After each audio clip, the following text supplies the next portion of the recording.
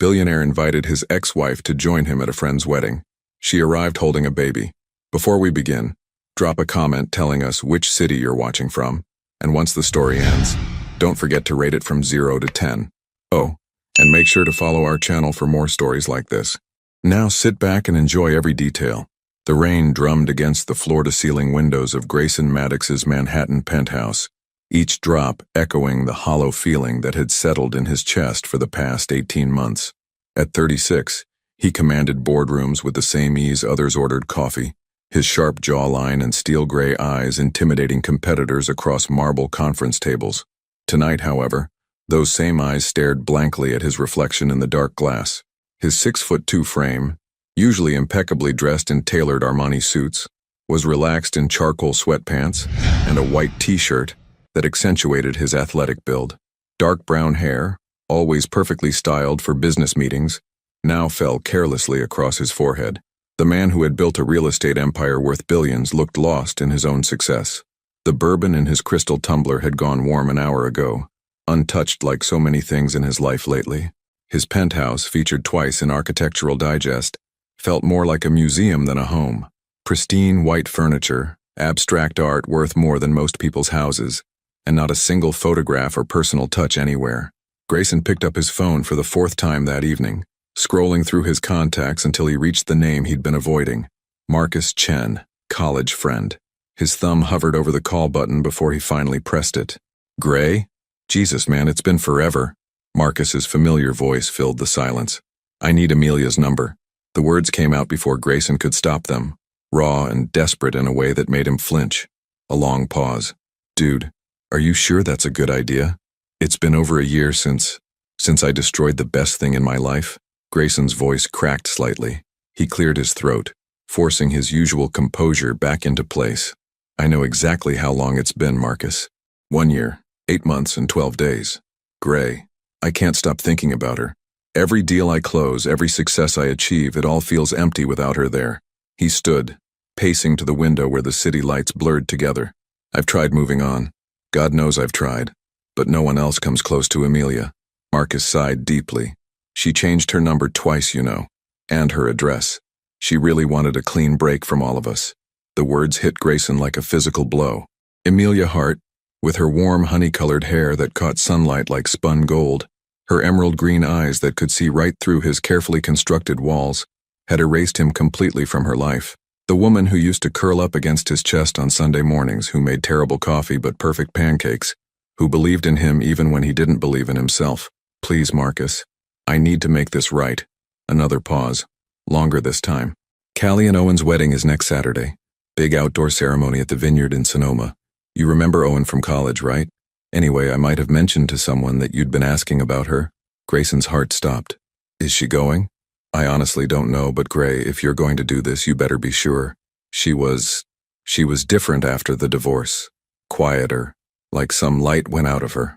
The guilt twisted in Grayson's stomach like a knife. He remembered their last conversation, how cold he'd been, how he'd convinced himself that wanting freedom was more important than the love in her eyes, how he'd walked away from a woman who had never asked him for anything except his heart.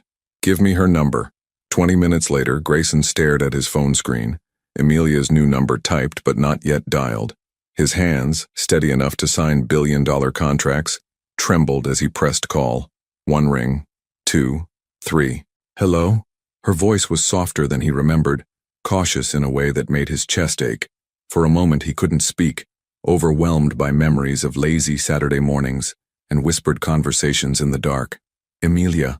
Her name came out like a prayer. Silence stretched between them, heavy with everything unsaid. It's me, he continued, his voice barely above a whisper. I know I have no right to call. I know I hurt you, but I need to see you. Grayson. She said his name like it physically hurt, and he could picture her biting her lower lip the way she always did when she was fighting tears. Callie and Owen are getting married next Saturday.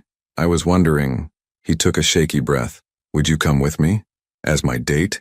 I know it's crazy, and I know I don't deserve it, but I miss you so much it feels like I can't breathe sometimes. The silence stretched so long he thought she'd hung up. Then, barely audible, I'll be there. The line went dead, leaving Grayson staring at his phone in shock. She'd said yes.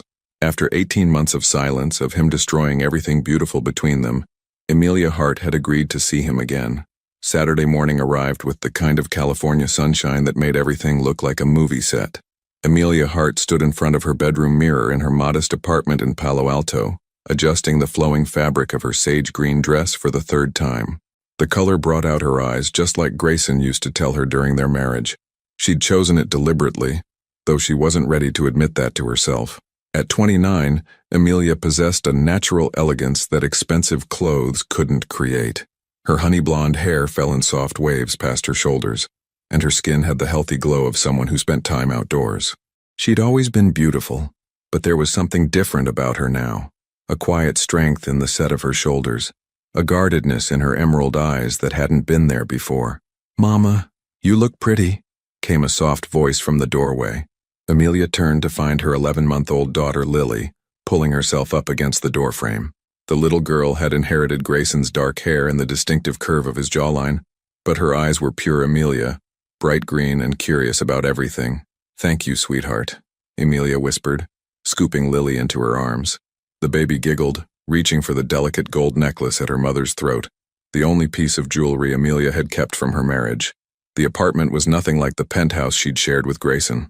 This was a real home, walls covered with Lily's drawings, books scattered on every surface, toys tucked into corners. A half-finished painting of a sunset sat on an easel by the window, evidence of the art career Amelia had quietly built over the past year and a half. Her phone buzzed with a text from her sister. "Are you absolutely sure about this? You don't owe him anything." Amelia stared at the message, her thumb hovering over the keyboard. Rebecca had been her rock through the divorce, through the lonely nights of pregnancy, through the terrifying first months of single motherhood. She was right. Amelia didn't owe Grayson anything, but she owed herself the truth. For 18 months, she'd carried the weight of her secret like a stone in her chest. Every time Lily smiled, every time she took a new step or spoke a new word, Amelia felt the sharp pain of knowing Grayson was missing it all. Not because he'd chosen to, but because she'd made that choice for him. "I need to do this," she typed back. An hour later, Amelia's hands were steady as she secured Lily into her car seat, but her heart hammered against her ribs. The drive to Sonoma Valley would take 2 hours. 2 hours to rehearse what she would say, how she would explain, how she would handle the moment when Grayson realized the truth. Meanwhile, in his San Francisco hotel suite, Grayson stood before his own mirror adjusting his navy blue Tom Ford suit. He'd changed 3 times, finally settling on something that said successful, but not arrogant, confident, but approachable. His usually perfect hair showed evidence of nervous finger combing, and there were shadows under his steel gray eyes that spoke of a sleepless night. His phone rang. "Marcus, how are you holding up, man?" "Like I'm about to jump out of a plane without checking if I have a parachute," Grayson admitted, loosening his silver tie slightly. "What if she's moved on? What if there's someone else? Then you'll deal with it. But Gray, you need to be prepared for the fact that she might not want what you want. You broke her heart pretty thoroughly." The words hit their mark.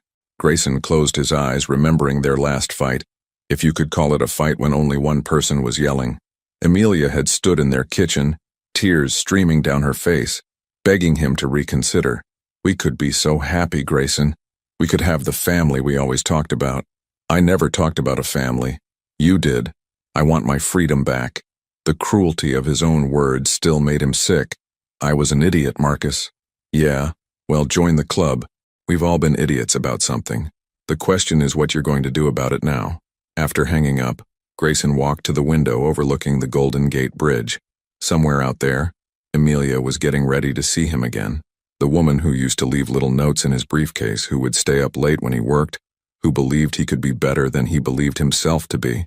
He'd spent 18 months trying to convince himself that leaving had been the right choice. That marriage was a trap. That commitment was weakness, that he needed to experience life without attachments. He'd dated other women, beautiful, successful, uncomplicated women who wanted nothing more than a good time and expensive dinners. None of them had ever looked at him the way Amelia had, like he was both her anchor and her adventure.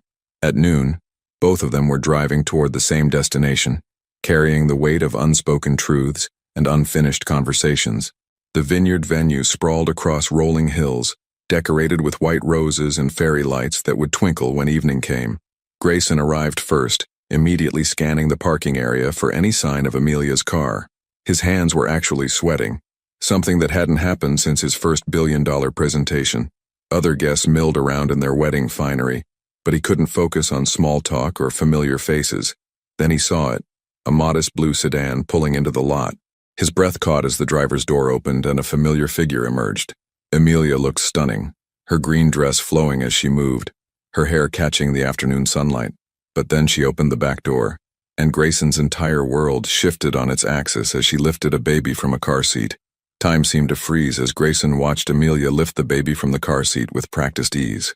The child was beautiful, dark curls catching the sunlight, chubby cheeks, and when she turned her tiny head, Grayson felt his knees nearly buckle. Those eyes, steel gray, just like his own. The mathematical calculation hit him like a physical blow. 11 months old.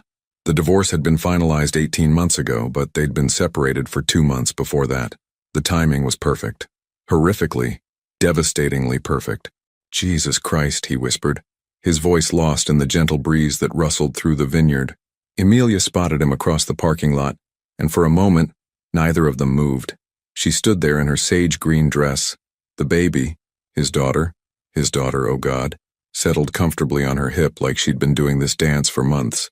Which, Grayson realized with growing horror, she had been. Other wedding guests flowed around them like water around stones, chattering about the beautiful weather and the romantic venue, completely oblivious to the silent earthquake happening between two people who had once promised to love each other forever. Amelia took a shaky breath and began walking toward him. Each step felt like an eternity.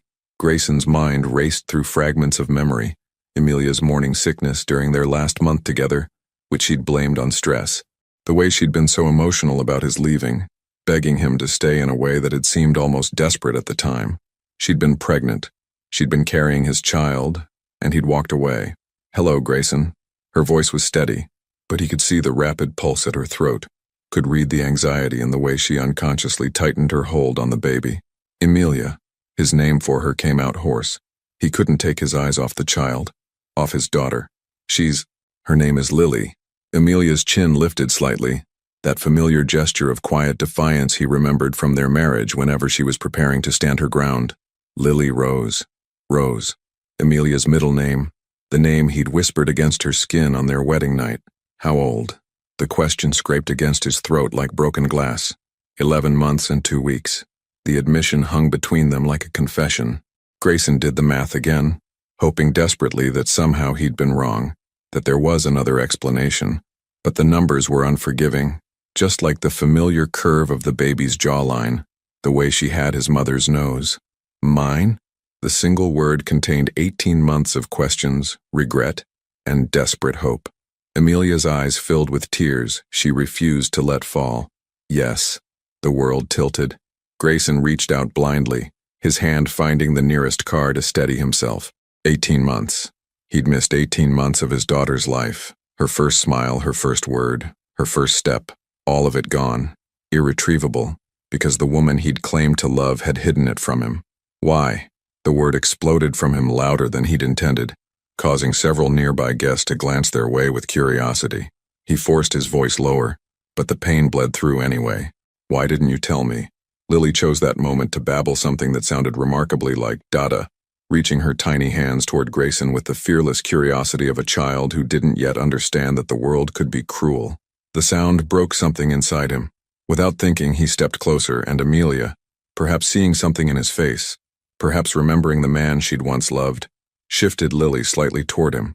"Can I?" His voice cracked completely. Amelia nodded, and suddenly Grayson was holding his daughter for the first time.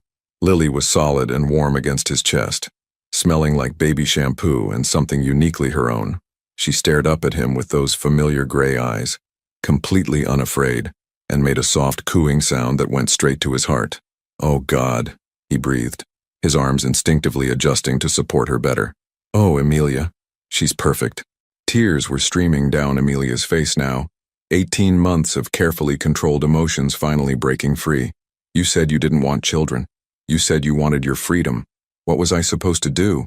Chase after a man who'd made it clear that the idea of a family was suffocating him? You were supposed to tell me." His voice rose again before he caught himself, not wanting to frighten Lily. You were supposed to give me the choice. You made your choice when you walked away from our marriage. I was scared. The admission tore from him like a physical wound. I was terrified of becoming my father, of failing you both, of being trapped in something I wasn't good enough for. But I never would have abandoned my child, Amelia. Never. Lily had fallen asleep in his arms, her tiny fist curled against his shirt. The sight of her, so small, so trusting, made his chest ache with a love so fierce it was almost violent. She looks like you, Amelia whispered, her anger deflating into something softer, more vulnerable.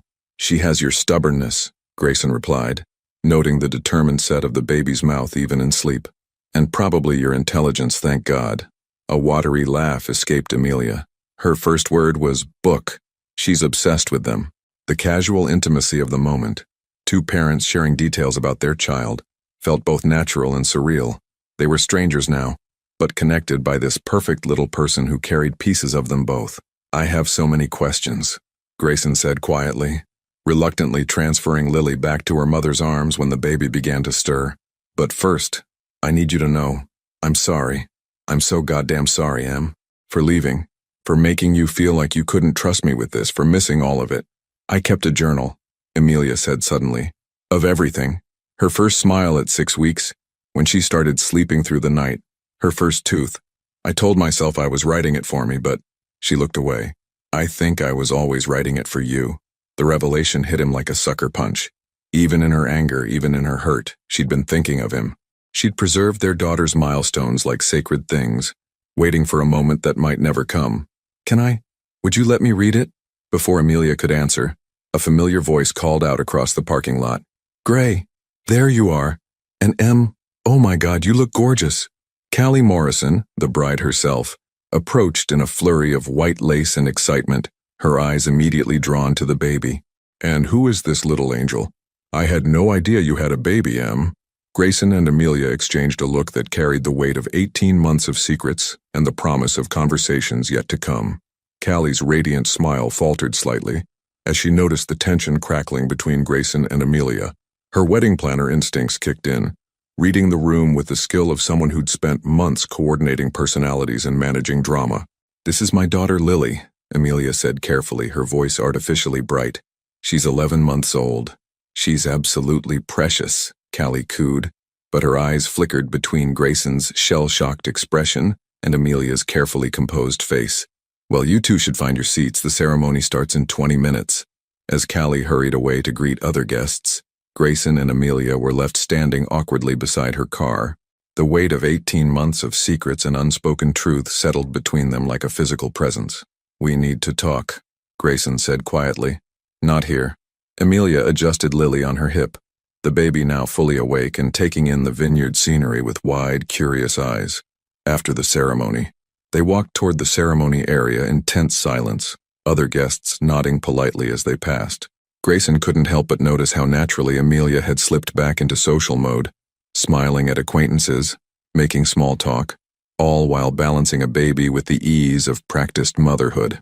The wedding was being held in a natural amphitheater surrounded by grapevines, white chairs arranged in neat rows facing an altar, decorated with cascading roses and eucalyptus.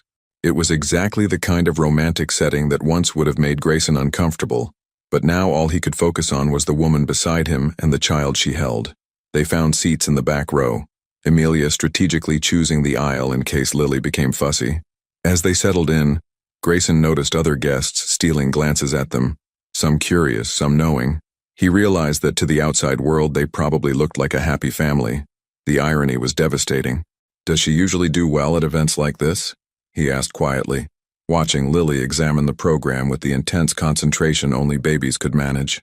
She's actually very social. She loves music and crowds, Amelia replied, then seemed to catch herself sharing intimate details. The wall went back up. She'll be fine. The string quartet began playing, and Owen appeared at the altar with his groomsmen. Grayson remembered him from college. A good guy, steady and reliable in ways Grayson had never been. The kind of man who probably never walked away from the woman he loved because he was afraid of commitment.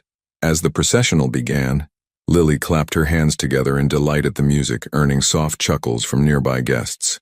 The sound made Grayson's chest tight. How many moments like this had he missed? How many times had his daughter laughed or smiled or done something adorable, and he hadn't been there to see it? Callie appeared at the back of the aisle, stunning in her flowing white dress, her father beaming beside her. As she walked past their row, Lily reached out toward her with a happy babble, apparently fascinated by all the white fabric and sparkling details. "She likes pretty things," Amelia murmured, gently redirecting Lily's reaching hands. "Like her mother," Grayson said without thinking, then immediately tensed, waiting for Amelia's reaction. She glanced at him sharply, something unreadable flickering across her face before she turned back to the ceremony. The officiant began speaking about love, commitment, and the courage it takes to promise forever to another person. Every word felt like a knife twist in Grayson's chest. He'd stood at an altar once making those same promises to the woman sitting beside him, and then he'd broken every single one. "Marriage is not just about the moments when love feels easy," the officiant continued. "It's about choosing each other when love feels hard, when fear tries to make you run, when life presents you with challenges you never expected to face." Grayson felt Amelia's sharp intake of breath beside him. Owen was crying as he spoke his vows, his voice breaking as he promised to be Callie's partner through whatever life brought them. "I promise to choose courage over fear, love over pride, and to never let anything come between us and the family we're going to build together." The words hit Grayson like a physical blow. Choose courage over fear. He'd done the exact opposite. When faced with the prospect of building a life with Amelia, of becoming a father, of being responsible for another person's happiness, he'd chosen fear. He'd run. Lily had grown quiet during the ceremony, mesmerized by the music and the solemnity of the moment. She'd settled against Amelia's chest, one tiny hand tangled in her mother's necklace, the one Grayson had given her for their first anniversary.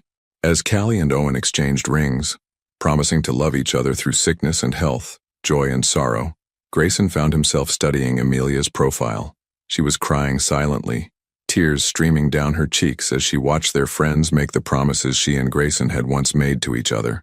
Without thinking, he reached over and gently wiped away a tear from her cheek. She turned to look at him, startled, and for a moment they were transported back in time, back to when touching her was as natural as breathing, when he had the right to comfort her, when they were partners facing the world together. "I'm sorry," he whispered, and they both knew he wasn't just apologizing for the tear. "You may kiss the bride," the officiant announced, and the crowd erupted in cheers and applause. Lily startled at the sudden noise, her face scrunching up in preparation for tears. Instinctively, Grayson reached for her, making soft shushing sounds he didn't know he knew how to make. To his amazement, Lily calmed, studying his face with those serious gray eyes that were so much like his own. "She likes you," Amelia said softly, surprise evident in her voice. "Is that a bad thing?" he asked, still looking at his daughter. "I don't know," she admitted. "I honestly don't know anything anymore." As the newlyweds processed back down the aisle and guests began rising for cocktail hour, Amelia stood and began gathering their things, but Grayson caught her wrist gently. "Before we join the reception," he said urgently, "I need to know, the journal you mentioned, when did you start it?" Amelia's eyes filled with fresh tears. "The day I found out I was pregnant. 3 weeks after you left." The timeline crashed over him like a wave. 3 weeks. If she'd known just 3 weeks earlier, would he have stayed? Would they have worked through his fears together instead of apart? Congratulations, you two." Marcus Chen appeared beside them, grinning widely before taking in their expressions. "Oh, is everything okay?" Grayson looked at his oldest friend, then at Amelia, then at the daughter he'd just discovered existed. Nothing was okay.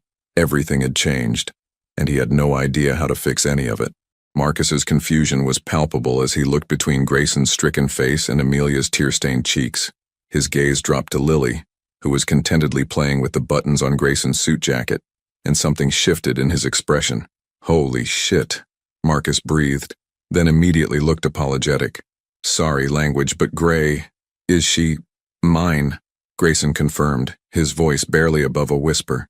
"She's mine, and I had no idea." Marcus ran a hand through his dark hair, processing the bombshell. "Jesus, Em, you've been raising a baby alone for almost a year?" 11 months, Amelia corrected stiffly. "And I wasn't alone. I had my sister, my friends, my art students. We managed just fine." The defensive edge in her voice made Grayson's chest ache. This was what he'd reduced her to, a woman who felt the need to prove she didn't need anyone, least of all him.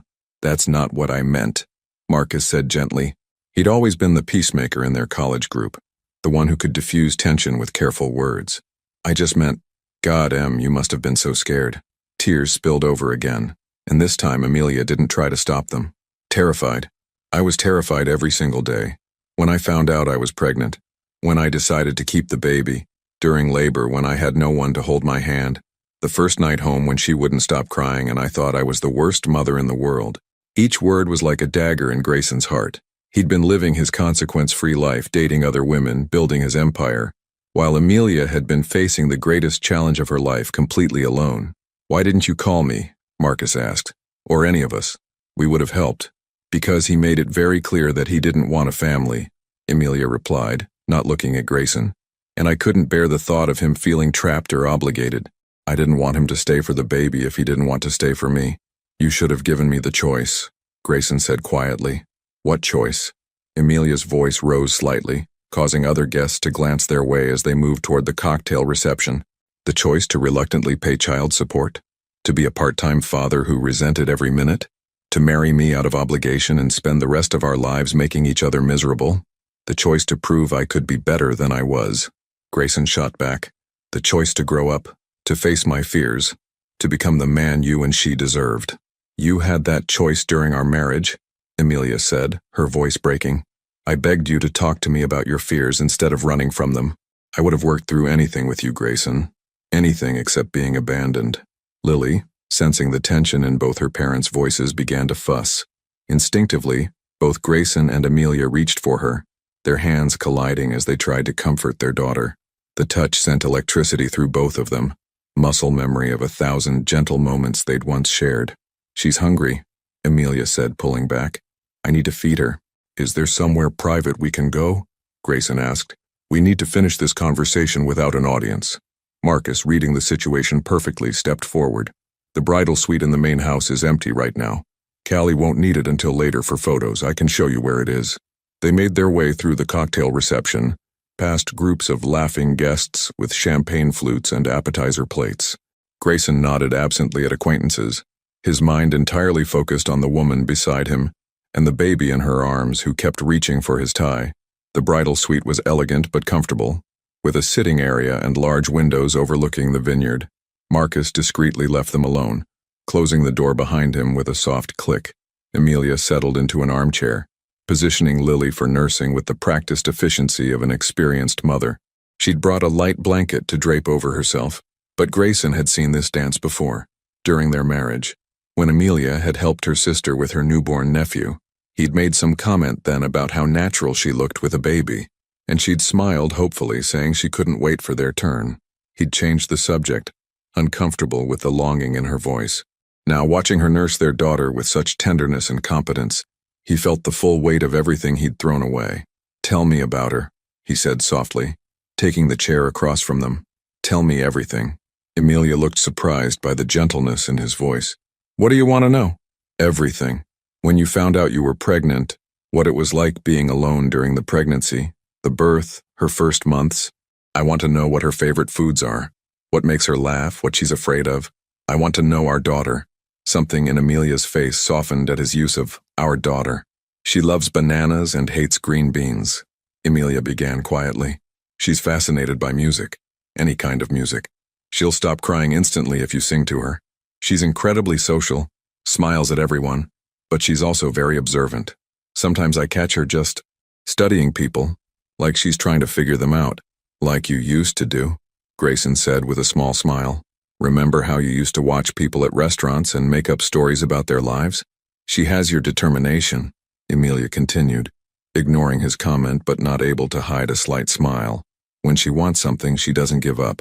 She taught herself to crawl by watching videos on my tablet. I swear she understood what she was seeing and decided to figure it out. Smart like her mother, stubborn like her father. They shared a look that was almost like their old easy intimacy before reality crashed back down. Grayson said carefully, I need you to know, if I had known about her, everything would have been different. Would it? Amelia challenged. Or would you have felt trapped and grown to resent us both? I don't know, he admitted, the honesty costing him. I was so afraid of becoming my father, distant, cold, more married to his work than his family. I thought if I stayed single, I could never hurt anyone the way he hurt my mother. So instead, you hurt me worse than he ever could have." The words hung in the air like a slap. Lily had finished nursing and fallen asleep in her mother's arms, completely peaceful, despite the emotional storm swirling around her. "I know," Grayson whispered, "and I'll regret that for the rest of my life. But I'm here now, Em. I'm here and I want to be part of her life. Part of both your lives, if you'll let me." Amelia looked down at their sleeping daughter, then back at him with eyes full of pain and uncertainty. "It's not that simple, Grayson. You can't just show up after 18 months and expect everything to be fine. She doesn't know you. And I don't know if I can trust you not to leave again when things get hard." The silence stretched between them, heavy with 18 months of hurt and the weight of decisions that couldn't be undone. Outside the bridal suite windows, the reception was in full swing, laughter and music drifting up from the vineyard below, a stark contrast to the emotional battlefield inside the room. Grayson leaned forward in his chair, his hands clasped tightly together. "What would it take, Em? What would I need to do to prove that I'm not going anywhere this time?" "I don't know if anything could prove that," Amelia replied honestly, adjusting Lily's sleeping form against her chest. "You were my husband, Grayson. We made vows to each other, promised to work through problems together, and at the first sign of real commitment, the possibility of children, you ran. If marriage wasn't enough to keep you, what could be?" The words cut deep, because they were true. He had run. When faced with Amelia's growing desire for a family, her gentle hints about the future they could build together, he'd felt the walls closing in. Every conversation about baby names or nursery colors had felt like a chain around his throat. "I was a coward," he said simply. "I was 28 years old and terrified of becoming like my father. He was never present, Em. Even when he was physically there, he was thinking about the next deal, the next acquisition. My mother spent my entire childhood competing with his business for his attention, and she always lost. So you decided the solution was to never try at all?" "I decided the solution was to be honest about what I couldn't give you." His voice rose slightly, old frustration bleeding through. "I thought I was doing the right thing by letting you go so you could find someone who could give you the family you wanted. That wasn't your choice to make for me," Amelia said fiercely, and Lily stirred at the change in her voice. She automatically lowered her tone, rocking gently. "I didn't want someone else, Grayson. I wanted you. I would have rather had a childless life with you than a perfect family with anyone else." The admission hit him like a physical blow. "You don't mean that." "I absolutely mean that.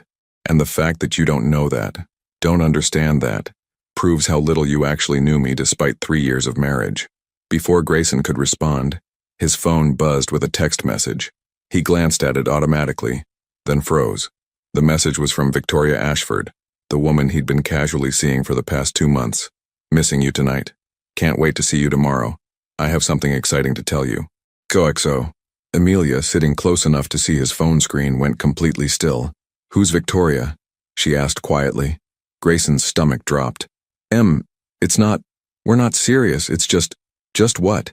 Her voice was dangerously calm. "Just someone you've been sleeping with while calling me and saying you miss me, while asking me to be your date to a wedding? It's complicated."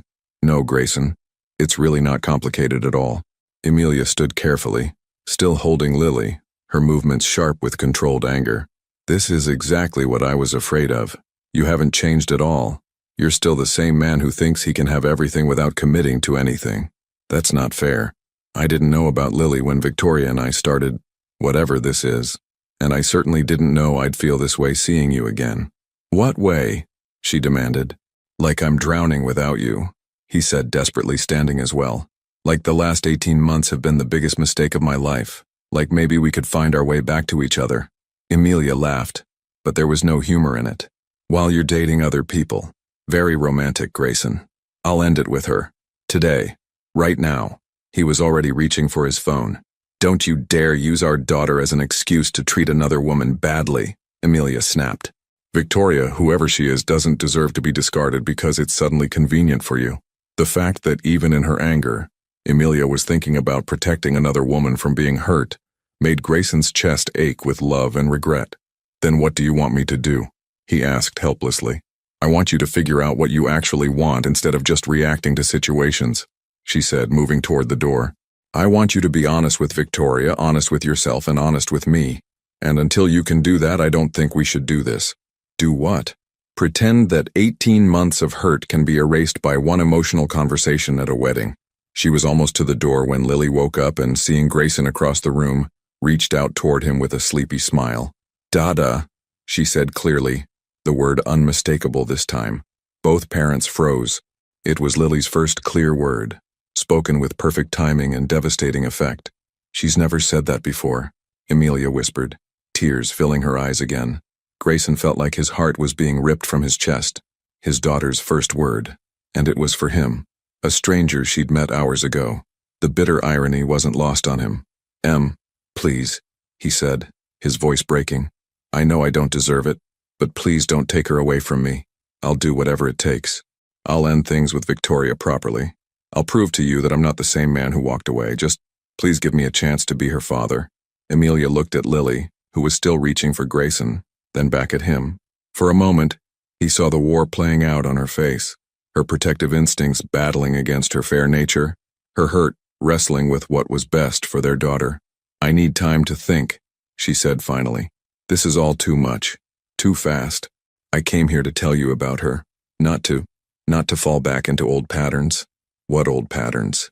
"Letting you charm your way back into my life when you haven't actually changed," she said sadly. "I won't do that to myself again, Grayson, and I won't do that to her." She opened the door, then paused without looking back. "The journal is at my apartment. If you really want to know about the time you missed, you can read it. But understand, those memories aren't yours to claim. They're mine. I lived through every sleepless night, every milestone, every moment of joy and terror alone. Reading about them won't make you her father. Being present from now on will." The door closed behind her with a soft click, leaving Grayson alone in the bridal suite with the scent of her perfume and the echo of his daughter's first word. "Dada." He sank into the chair she'd vacated, put his head in his hands, and for the first time since he was a child, Grayson Maddox cried. 3 days had passed since the wedding, and Grayson hadn't slept more than 2 hours at a time. He'd returned to San Francisco Sunday night and immediately called Victoria, asking to meet for dinner. The conversation had been one of the hardest of his life. "You're ending this because of your ex-wife," Victoria had said, her perfectly manicured fingers wrapped around her wine glass. She was stunning. A successful marketing executive with platinum blonde hair and sharp blue eyes. Exactly the type of uncomplicated woman he'd thought he wanted. "I'm ending this because it's the right thing to do," he'd replied honestly. "I've just discovered I have a daughter, Victoria. My priorities have completely shifted." She'd been gracious about it, more gracious than he deserved. "I hope you find what you're looking for, Grayson. You're a good man, but you've never been fully present in any conversation we've had. I think part of you has always been somewhere else." Somewhere else. With Amelia. Now Tuesday evening, Grayson stood outside Amelia's apartment building in Palo Alto, holding his breath as he pressed the buzzer for Unit 4B. The building was charming but modest. Red brick with window boxes full of flowers. The kind of place where neighbors actually knew each other's names. "Hello?" Amelia's voice crackled through the intercom. "It's me. I ended things with Victoria, properly, and I'd like to read the journal if the offer still stands." A long pause. Then the buzzer sounded, granting him entry. Her apartment was everything his penthouse wasn't. Lived in, warm, filled with evidence of a real life being lived. Children's books stacked on every surface. Colorful toys scattered across the hardwood floor. Paintings covering the walls. Some clearly Amelia's work. Others finger paint masterpieces that could only be Lily's early attempts at art. "She's sleeping," Amelia said quietly, opening the door. She wore jeans and an oversized sweater, her honey blonde hair pulled back in a messy bun, and she was more beautiful than any woman had a right to be in such ordinary clothes. "How long has she been down?" "About an hour. She usually sleeps for 2 hours in the evening, then has a bottle before bed." The domestic details felt both foreign and achingly familiar. This should have been his routine too. Amelia moved to a bookshelf and pulled out a thick leather-bound journal. "I started this the day I found out I was pregnant," she said, holding it against her chest like armor. "Some entries are just a few lines. Others are longer, more detailed." He stepped closer, noting the way she unconsciously stepped back. "Before you give that to me, I need you to know. I told Victoria about you, about Lily. I explained that I couldn't be with her while my heart was somewhere else." "Where is your heart, Grayson?" The question was soft but loaded with 18 months of pain. "With you. With our daughter. It never left, Em." I just convinced myself it had. She studied his face for a long moment, then held out the journal. Some of these entries were written in the middle of the night when I was angry or scared or exhausted. They're not kind to you. I don't deserve kindness from you right now. No, she agreed sadly. You don't. Grayson took the journal, surprised by its weight. Will you stay while I read it? I can't. It's too hard watching you discover everything you missed. She grabbed her keys from a hook by the door. I'm going to my sister's for a few hours. Let yourself out when you're done, and leave the journal on the coffee table. After she left, Grayson settled onto her couch, soft and well-worn, with a baby blanket draped over one arm, and opened the journal to the first page. March 15th. I'm pregnant. 3 weeks since Grayson left and I'm pregnant. I took 5 tests to be sure. I keep staring at the little pink lines and wondering if this is the universe's idea of a joke. The man who said he never wanted children gave me one, then disappeared before I could tell him. I don't know what to do. Part of me wants to call him, but what would I say? Remember how you left because you wanted freedom? Well, surprise. You're going to be a father. He'd think I was trying to trap him. I'm scared. I'm so fucking scared. The raw honesty in her handwriting made his chest ache. He flipped through pages documenting her first doctor's appointments, her morning sickness, her struggle to afford prenatal vitamins on her teacher's salary while living alone. April the 2nd. Heard the heartbeat today. Strong and fast, like a tiny drum. The doctor said everything looks perfect. I cried in the parking lot after, wishing G was there to hear it too. I'm starting to show, just a little bump that I can hide under loose shirts. I touch it sometimes and wonder if she'll have his eyes or mine. I think it's a girl. I don't know why. April 20th. Had to tell my principal today. She was surprisingly supportive. Said I could work until I'm ready to take leave. Rebecca keeps asking if I've contacted G yet. I haven't. What's the point? He made his choice. May entries detailed her growing belly, her exhaustion, her fears about doing this alone. June brought preparations.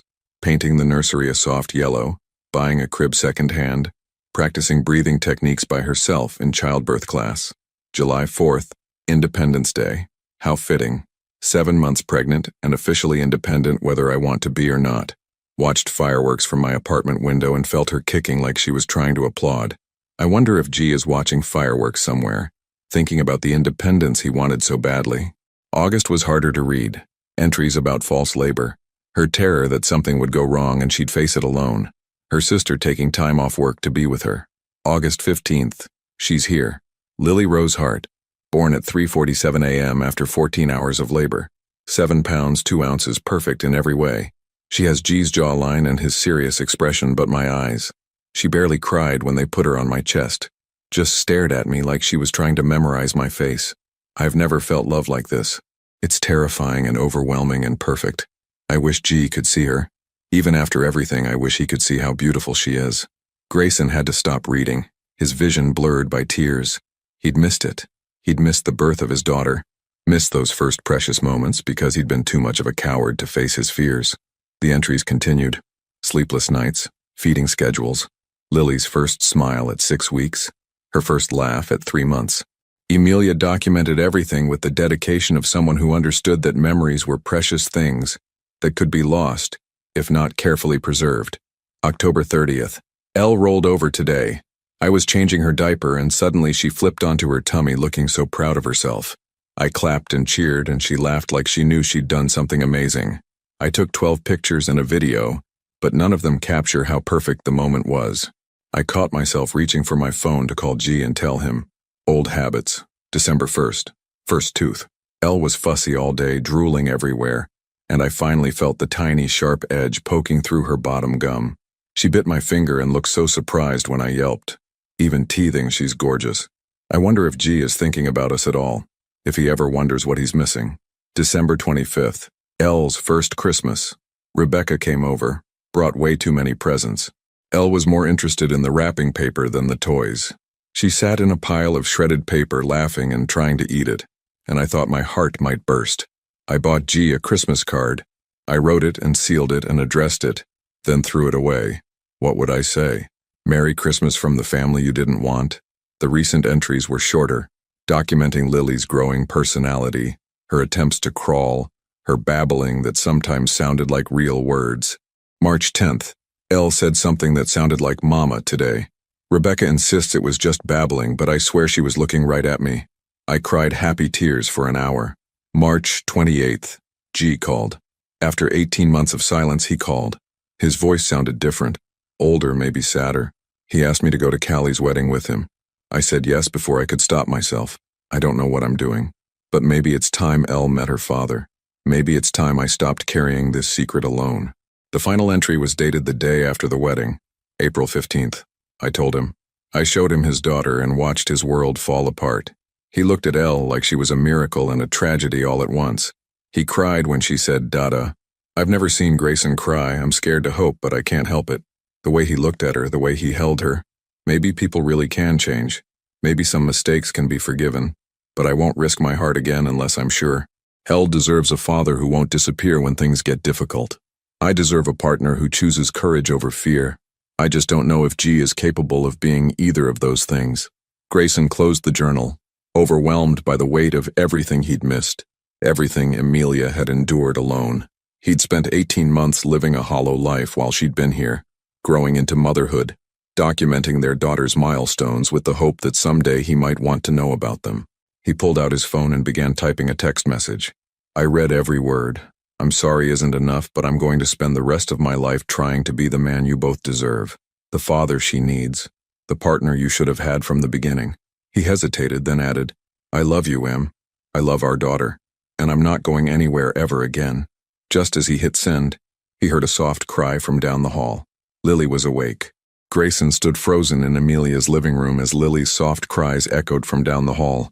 Every instinct told him to go to her, but he had no idea what to do with a fussy 11-month-old. What if he made things worse? What if he scared her? The crying intensified and suddenly his paralysis broke. This was his daughter and she needed someone. Even if he didn't know what he was doing, he had to try.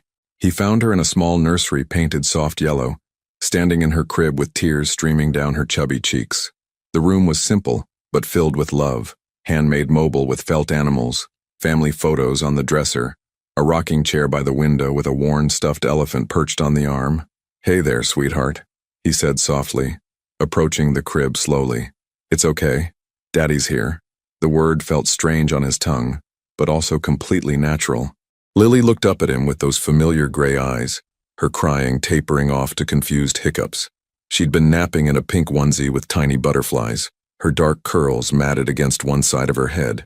Did you have a good nap? He asked, reaching into the crib carefully. She came to him willingly, her small body warm and solid against his chest. The trust in her gesture made his throat tight with emotion. She smelled like baby powder and something uniquely her own, sweet and clean and perfect. As he held her, she studied his face with the intense curiosity Amelia had described, one tiny hand reaching up to touch his jaw with surprising gentleness. You're so beautiful, he whispered, just like your mama. Lily babbled something that might have been a response, then suddenly twisted in his arms, pointing toward the kitchen with determination. Hungry? He guessed. Baba, she said clearly, and his heart skipped. Her second word, and he was here to witness it. In the kitchen, he found bottles in the refrigerator and a chart on the wall detailing Lily's feeding schedule, nap times, and favorite foods. Amelia had thought of everything, creating a system that would help anyone caring for their daughter. Had she made this chart hoping that someday he might need it? While the bottle warmed, Lily entertained herself by dropping wooden spoons from her high chair and watching them clatter to the floor. Each time she looked at Grayson expectantly until he picked them up, then immediately dropped them again with a delighted giggle. This is a game to you, isn't it? He said, retrieving the spoons for the fourth time. Her answering grin was so much like Amelia's it took his breath away. The bottle was perfect temperature, something he'd learned from watching Amelia at the wedding. And Lily settled into his arms contentedly, her eyes drifting closed as she drank. This was what he'd missed. Not just the milestones and firsts, but these quiet, ordinary moments that made up the fabric of parenthood. His phone buzzed with Amelia's response to his earlier text. Actions, not words, Grayson. She's probably awake by now. Her evening bottle is in the fridge. He smiled, typing back one-handed while Lily finished eating. Already on it. She said, Baba, is that new? The reply came quickly. That's her word for bottle. You're witnessing her vocabulary expansion in real time. She's incredible, Em. I can't believe she's mine. She's ours. Those two words hit him harder than any love poem ever written.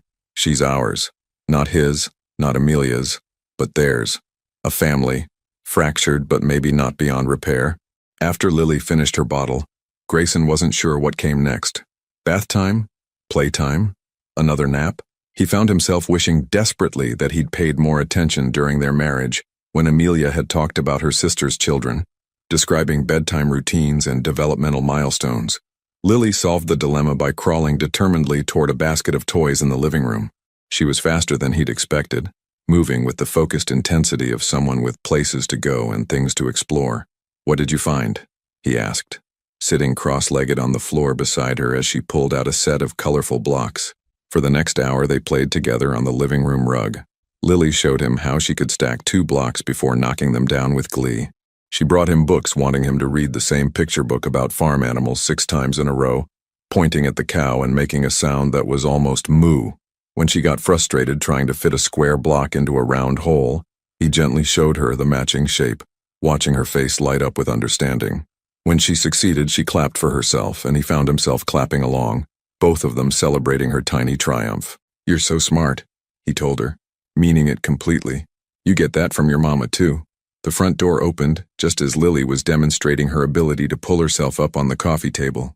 Amelia stood in the doorway, taking in the scene, Grayson on the floor surrounded by toys, their daughter showing off her newest skill, both of them completely absorbed in each other.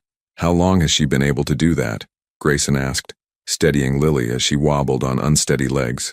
"About a week," Amelia said quietly, setting down her purse and joining them on the floor. "She's getting close to walking. Maybe another month or 2. Would you call me when she takes her first steps?" The question came out more vulnerable than he'd intended. "I know I don't have the right to ask, but I don't want to miss any more firsts." Amelia looked at him for a long moment, taking in his rumpled shirt, the way Lily had apparently wiped her face on his expensive tie, the complete transformation from billionaire businessman to devoted father sitting on a toy-strewn rug. "I got your text," she said finally, and I want to believe you. But Grayson, she can't be the only reason you stay. She can't be your midlife crisis or your guilt project. If you're going to be in her life, you have to be all in, even when the novelty wears off, even when she's sick or cranky or going through terrible phases. I understand. Do you? Because parenting isn't just the cute moments and milestone celebrations. It's 3 a.m. fevers and teething pain and toddler tantrums and teenage rebellion. It's putting someone else's needs before your own every single day for the rest of your life. Are you ready for that? Lily, apparently sensing the serious tone of the conversation, crawled over to Amelia and pulled herself up using her mother's legs. Amelia automatically lifted her, settling her on her hip with the unconscious grace of practiced motherhood. "I don't know if I'm ready," Grayson admitted, "but I know I want to learn. I know that holding her feels like coming home to a place I didn't know I'd been searching for. I know that reading your journal made me understand what I threw away when I left you." "What did I throw away, Grayson?" The question was quiet but loaded with meaning. "Everything," he said without hesitation. "Love, partnership, the chance to build something beautiful together, the chance to be the man you believed I could be instead of the coward I chose to be." Lily babbled and reached for him, apparently wanting both parents' attention. Without thinking, both Grayson and Amelia moved closer, creating a small circle around their daughter. For a moment, they looked like what they could have been all along, a family. "I won't lie to you, Em," Grayson continued, his voice rough with emotion. "I'm terrified. I'm terrified of screwing this up, of letting you both down, of becoming my father. But I'm more terrified of losing you again, of missing her childhood, of spending the rest of my life knowing I had everything I ever really wanted and was too stupid and scared to fight for it." Amelia's eyes filled with tears, but she didn't look away. "If we do this, if we try to rebuild some kind of relationship, it can't be about going back to what we had before. That's gone. We'd have to start over, build something new, with who we are now. I know, and it can't happen overnight. Trust is earned, Grayson. Day by day, choice by choice, action by action." "I know," he repeated. "Just tell me there's a chance. Tell me I haven't destroyed everything beyond repair." Lily chose that moment to lean toward Grayson, her arms outstretched, making it clear she wanted him to hold her. Amelia hesitated for just a second, then handed their daughter over. "There's a chance," she whispered. watching Lily settle contentedly against Grayson's chest. But only if you prove you mean what you say. 2 weeks had passed since that evening on Amelia's living room floor, and Grayson had shown up every single day, not with grand gestures or expensive gifts, but with presence. He'd rearranged his entire schedule around Lily's routine, taking conference calls during her nap times and moving meetings to accommodate feeding schedules. Today was different, though. Today was the test neither of them had expected. Amelia's phone call had come at 5:30 a.m., her voice tight with panic. "Lily's sick. High fever. And she won't stop crying. I'm taking her to the emergency room." Grayson had broken at least 3 traffic laws getting to Stanford Children's Hospital, finding Amelia in the waiting room with Lily limp and flushed in her arms. The sight of his daughter so clearly unwell had sent ice through his veins. "How long has she been like this?" he asked, sitting beside them. "Since about 3 a.m. Her temperature spiked to 102 and nothing I did would calm her down." Amelia's voice was hoarse from exhaustion and worry. "The triage nurse said it could be hours before we're seen. Then we wait," he said simply, taking off his suit jacket and wrapping it around both of them. "Whatever it takes." What followed was the longest 6 hours of Grayson's life. Lily alternated between restless sleep and inconsolable crying, her tiny body burning with fever despite the medication. Amelia held her constantly, rocking and singing softly, her own eyes red with exhaustion. "You don't have to stay," she whispered during hour 3 when Lily had finally fallen into fitful sleep. "I know you have important meetings today."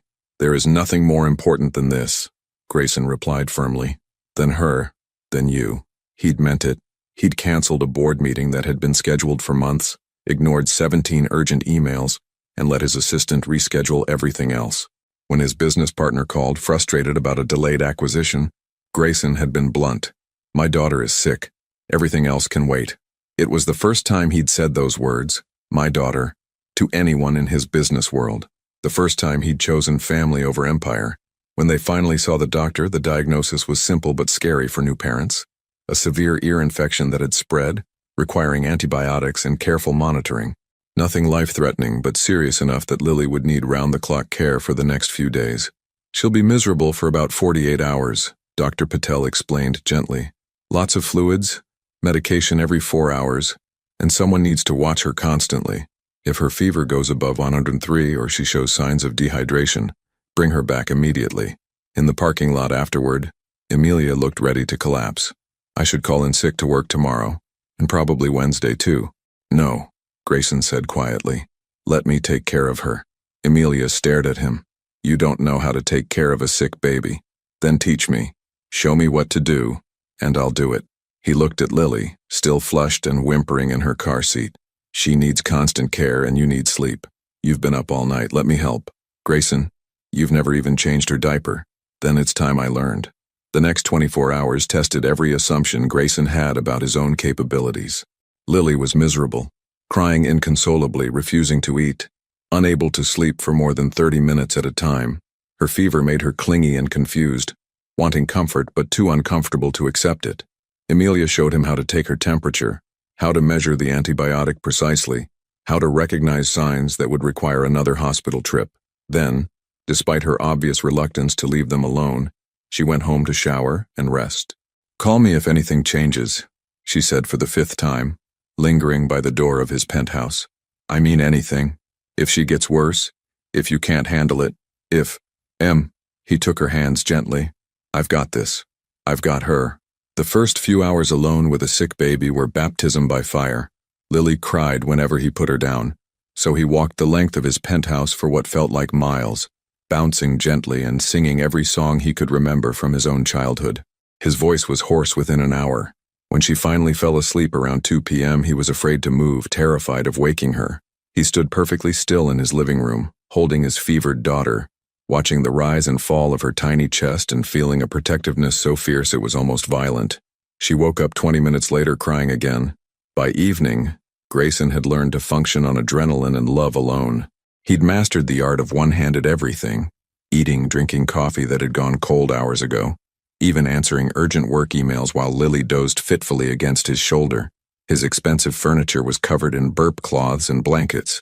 His pristine white couch had mysterious stains that would probably never come out. His marble countertops were cluttered with baby bottles, medicine syringes, and the cheerful chaos of caring for a sick child. It was the most exhausted he'd ever been. It was also the most purposeful. When Amelia returned at 8 p.m. expecting to find chaos or crisis, she found Grayson on the floor of his living room, Lily finally sleeping peacefully in his arms. He was still wearing his dress shirt from that morning, now wrinkled and stained, his hair disheveled from hours of running his hands through it. "How is she?" Amelia whispered. "Better, I think. Her fever broke about an hour ago and she kept down a full bottle." His voice was rough with exhaustion, but his eyes were bright with something that looked like wonder. "She's been sleeping for almost an hour. And how are you?" Grayson looked up at her. This woman who had been doing this alone for 11 months, who had faced every crisis and celebration without backup, who had somehow managed to raise their daughter into the perfect little person currently drooling on his shirt. "I'm understanding why you were so angry with me," he said quietly. "Not just for missing the good parts, but for leaving you to handle all of this alone. The worry, the responsibility, the constant fear that you're not doing enough or doing it right." Amelia sat down beside them carefully, her hand automatically going to check Lily's forehead for fever. It's terrifying sometimes, being the only one who knows her tells, her needs, her little quirks, being the only one responsible for keeping her safe. "You don't have to be the only one anymore," Grayson said, meeting her eyes. "If you'll let me, I want to share it all. The 3 a.m. fevers and the first steps and everything in between." Something in Amelia's expression shifted. A wall coming down, a door opening just a crack. "She threw up on your Armani shirt," she observed with the ghost of a smile. "I noticed. Worth every penny." He looked down at Lily, still sleeping against his chest. "I called Marcus today, asked him to recommend a pediatrician. I want her to have her own doctor, someone who knows her history, and I want to be listed as an emergency contact. Grayson, I also called my lawyer," he continued quietly. "Not for custody or anything adversarial. I want to start paying child support retroactively. Every penny you've spent on her since she was born, plus ongoing support. And I want to set up a college fund." Tears filled Amelia's eyes. "You don't have to do that." "Yes, I do. She's my responsibility too. She always was." He shifted slightly, careful not to disturb Lily. "I made an appointment with a family therapist for tomorrow. Dr. Sarah Kim. She was recommended as someone who specializes in helping families navigate situations like ours. You want us to go to therapy?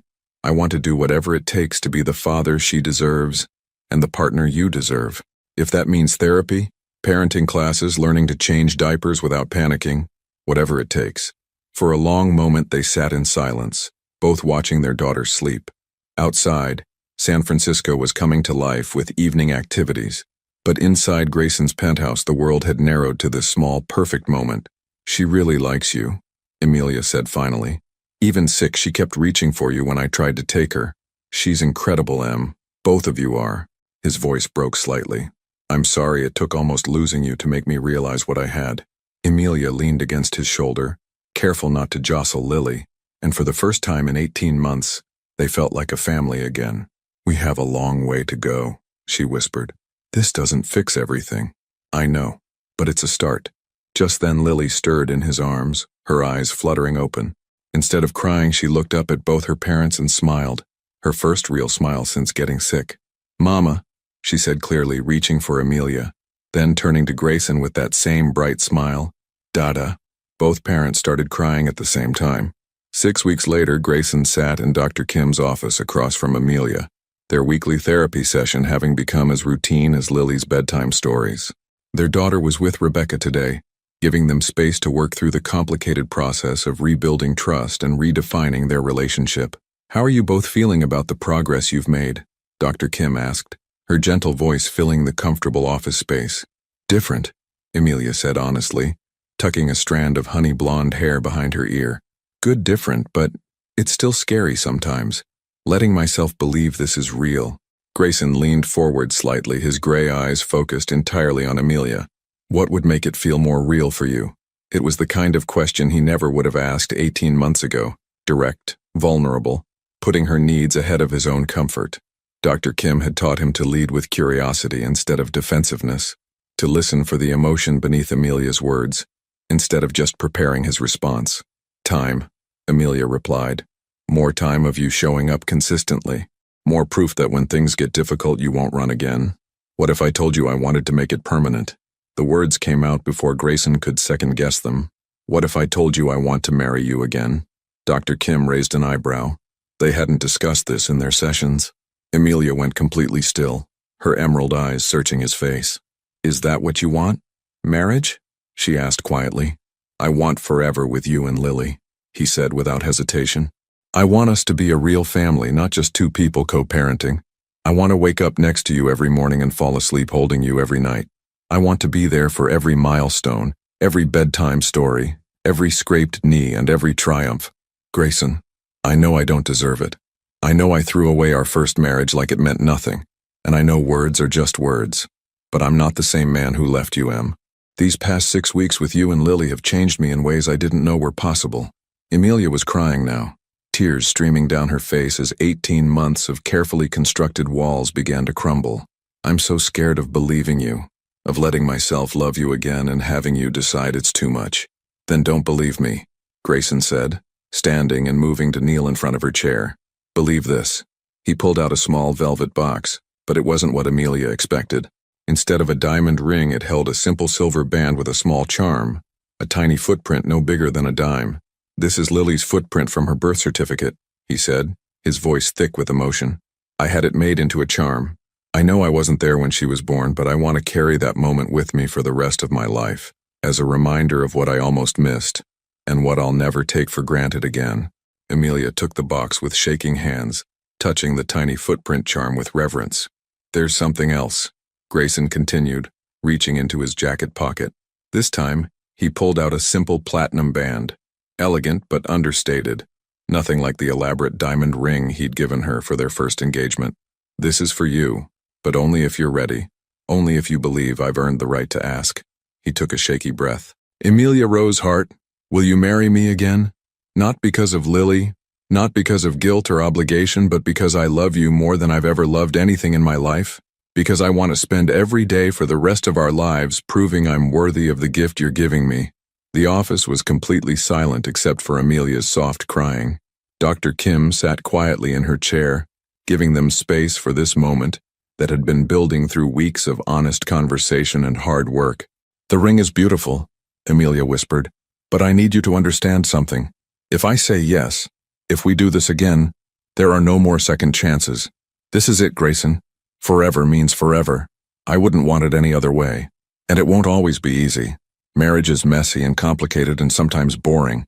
There will be days when Lily is cranky and I'm exhausted and you're stressed about work, and we'll have to choose each other anyway. I'm counting on those days, he said softly. I'm counting on proving to you every single day that I choose this life, this love, this family we've built. Amelia looked at the ring, then at the charm with their daughter's footprint, then into the eyes of the man who had broken her heart and was now offering to spend his lifetime healing it. Ask me again, she whispered. Grayson's face broke into a smile that transformed his entire expression. Amelia Rosehart, love of my life, mother of my daughter, will you please marry me? Yes, she said through her tears. Yes, I'll marry you again. He slipped the ring onto her finger with hands that were steady now, sure of his choice in a way he'd never been before. When he kissed her, it tasted like second chances and new beginnings, like coming home after being lost for far too long. I love you, he whispered against her lips. I love you so much it terrifies me sometimes. Good, she whispered back. Love should be a little terrifying. It should matter enough to scare you. An hour later, they picked up Lily from Rebecca's house, both of them glowing with happiness and new possibilities.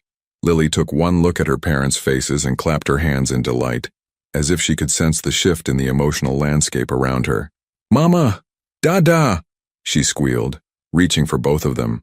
That evening, they sat on the floor of Amelia's living room, soon to be their living room, they'd decided, with Lily between them, building towers of blocks and knocking them down with gleeful abandon. It was perfectly ordinary and absolutely magical at the same time. When do you want to have the wedding?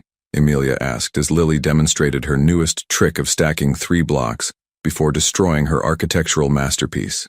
Tomorrow, Grayson said immediately, making her laugh, but realistically whenever you want. Big ceremony, small ceremony, courthouse, I don't care as long as you're there. Small, Amelia said. Family and close friends. Maybe in Rebecca's backyard? She has that beautiful garden. Perfect. He caught Lily as she launched herself toward him, giggling. What do you think, princess? Should Daddy marry Mommy again? Lily babbled something that sounded remarkably like, yes, sending both parents into fits of laughter. She approves, Amelia declared. Smart girl, Grayson said, kissing the top of Lily's head. Gets that from her mother. As the evening wound down, and they went through Lily's bedtime routine together, bath, bottle, stories, and songs, Grayson felt a peace he'd never experienced before. This was what happiness looked like. Not the hollow achievement of closing another deal or acquiring another property, but this, his daughter's sleepy smile, his fiancé's hand in his, the promise of thousands of ordinary, extraordinary evenings just like this one. I love our life, he said as they tucked Lily into her crib, watching her drift off to sleep with her thumb in her mouth and her stuffed elephant clutched against her chest. So do I, Amelia replied, leaning into his side. And Grayson, I forgive you. Completely. For all of it. He turned to face her in the dim nursery, overwhelmed by the generosity of her heart. I don't know if I deserve that. You don't have to deserve forgiveness, she said softly. That's the whole point. I'm choosing to let go of the hurt so we can build something beautiful from here. Standing in their daughter's nursery, surrounded by evidence of the life Amelia had built without him and the future they were choosing to build together, Grayson understood something he'd never grasped before. Love wasn't about deserving or earning or being worthy. Love was about choosing each other, again and again, through fear and joy and everything in between. He'd almost lost everything that mattered because he'd been too afraid to choose love when it felt scary. He wouldn't make that mistake again. I love you, Amelia Maddox-to-be, he whispered, using her future name for the first time. I love you too, she whispered back. Welcome home, Grayson. Welcome home. 3 years later, the sound of small feet running down hardwood floors echoed through the house, followed by delighted squeals and the deeper rumble of Grayson's laughter. Amelia smiled from her position at the kitchen counter, where she was putting finishing touches on a birthday cake, decorated with rainbow sprinkles and 4 tiny candles. Daddy, again, again, Lily's voice carried from the living room, breathless with joy. One more time, princess, then we need to help Mommy get ready for your party, Grayson's voice replied, and Amelia could hear the smile in it. At 4 years old, Lily was a perfect blend of both her parents. She had Grayson's determination and analytical mind, but Amelia's warmth and creativity. Her dark curls had grown longer, often adorned with whatever hair accessories she'd chosen that morning, and her gray eyes sparkled with intelligence and mischief in equal measure. The house they'd bought 18 months ago in Palo Alto was everything their old penthouse hadn't been. Warm, lived in, filled with the beautiful chaos of family life. Lily's artwork covered the refrigerator. Photo albums documented every milestone and ordinary moment. And the backyard featured a swing set that Grayson had spent an entire weekend assembling with more enthusiasm than skill. Mommy, look what Daddy taught me. Lily burst into the kitchen, her cheeks flushed with excitement. She demonstrated a perfect cartwheel, landing with her arms raised in triumph. That was amazing, sweetheart. Amelia clapped, then caught Grayson's eye as he appeared in the doorway. Should I be worried about what else Daddy is teaching you? Only the important stuff, Grayson grinned, swooping Lily up for a hug, like how to negotiate for extra bedtime stories and the proper technique for making pancake art. He looked different now, still handsome and successful, but softer somehow. His steel gray eyes held a contentment that had never been there during their first marriage. He wore jeans and a casual button-down instead of his usual suits on weekends, and there was often paint or Play-Doh under his fingernails from various art projects with Lily. Speaking of pancake art, Amelia said, your daughter requested dinosaur pancakes for her birthday breakfast tomorrow. Dinosaur pancakes are serious business, Grayson replied solemnly, making Lily giggle. I'll need to consult my reference materials tonight. The doorbell rang, signaling the arrival of the first birthday party guests. Within minutes, the house was filled with the cheerful chaos of 4-year-olds, Rebecca and her family, Marcus and his wife, and several other friends whose children had become Lily's playmates. Amelia watched from the kitchen as Grayson played party games with a group of preschoolers, his expensive shirt forgotten as he crawled around on hands and knees pretending to be a lion. The man who had once been terrified of commitment was now the father who showed up to every school play, who knew all the words to Frozen songs, who could braid hair and tie tiny shoes and kiss scraped knees better. He's really changed, hasn't he? Rebecca said quietly, joining her sister by the window. Completely, Amelia replied, her wedding ring catching the afternoon sunlight. Sometimes I look at him with her and wonder how I ever doubted he could be this kind of father. Because he didn't know he could be either, Rebecca observed wisely. Some people need to be shown what they're capable of before they can believe it themselves. The party was a perfect chaos of laughter, cake, and presents. Lily opened each gift with genuine delight and impeccable manners, thanking each friend personally. When she opened the gift from her parents, an art easel with her name painted in rainbow letters, her face lit up like Christmas morning. "Now I can paint like Mommy," she declared, launching herself at both parents for a group hug that nearly knocked them over. As the afternoon wound down and guests began to leave, the Maddox family settled into their evening routine. Lily, exhausted from excitement and sugar, fell asleep during her bedtime story, and Grayson carried her to bed with the gentle expertise of practice. Later, Amelia and Grayson sat on their back porch with glasses of wine, watching the stars appear in the clear California sky. The swing set stood silhouetted against the evening light, and they could hear the soft sounds of their neighborhood settling into night. Dogs barking in the distance, the murmur of other families' conversations through open windows. "Do you remember what you said to me that night at the vineyard?" Amelia asked, curled against Grayson's side on the porch swing he'd installed last spring. "That I missed you, that you wanted to live the world." She smiled up at him. "Did you ever regret giving that up?" Grayson was quiet for a moment, considering the question seriously. "You know what I discovered? The world isn't out there somewhere, waiting to be lived. It's right here. It's Lily learning to ride her bike and skinning her knee and getting back up anyway. It's you singing off-key in the shower and burning dinner because you got distracted by a painting. It's ordinary Tuesday nights and birthday parties and the way Lily says, 'I love you,' with chocolate cake on her face." He paused, pressing a kiss to the top of her head.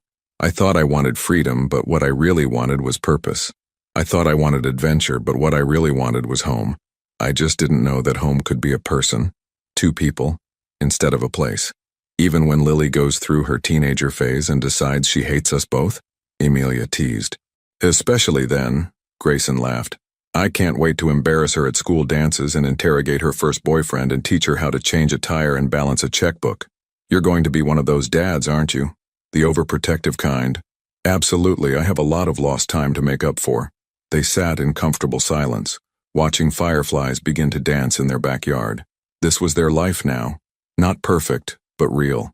There were still challenges, moments of stress and disagreement and the ordinary difficulties of marriage and parenthood, but they faced them together, with a hard-won wisdom that love was a choice made new each day. "Grayson?" Amelia's voice was soft in the evening air. "Thank you for coming back to us. Thank you for becoming the man we needed you to be. Thank you for letting me," he replied. "Thank you for loving me enough to give me a second chance and for raising our daughter to be so amazing that I couldn't help but fall in love with being her father. She is pretty amazing, isn't she? Just like her mother." Inside the house, they could hear Lily talking in her sleep, probably narrating some elaborate dream adventure. Tomorrow would bring new challenges and joys, scraped knees and bedtime stories, the beautiful mundane reality of family life. Grayson Maddox had spent the first 36 years of his life building an empire, accumulating wealth and power and all the external markers of success. But sitting on his back porch with his wife and daughter sleeping safely inside their home, he understood that everything he'd achieved before paled in comparison to this. Being chosen, being trusted, being home. The little girl who had once reached for him at a wedding, calling him Dada with complete trust, had saved his life in ways he was still discovering. She'd shown him what unconditional love looked like, what it meant to be needed, not for what he could provide, but simply for who he was. And the woman beside him, who had carried their daughter alone through her first months of life, who had documented every milestone in careful detail, who had found the courage to forgive him and trust him with their future, she had given him the greatest gift of all, the chance to be better than he'd ever imagined he could be. As they headed inside to check on Lily one more time before bed, Amelia paused at their daughter's doorway. Lily was sprawled across her toddler bed, arms flung wide, stuffed elephant clutched in one hand and a picture book in the other. Even in sleep, surrounded by the things she loved most. "Do you think she'll remember any of this?" Amelia whispered. "The early years when it was just me and her? I hope she remembers that she was loved every single day of her life," Grayson said quietly. "And I hope someday when she's old enough to understand, She'll know that sometimes the best families are the ones that had to fight to stay together. They stood there for another moment, watching their daughter sleep, both thinking about the journey that had brought them to this point. The pain, the mistakes, the fear, and ultimately the choice to love each other despite it all. Some love stories are simple. Boy meets girl, they fall in love, they live happily ever after. But the best love stories, the ones that last, are messier than that. They're about people who choose each other not just in the easy moments, but in the hard ones. They're about forgiveness and second chances and the courage to believe that people can change.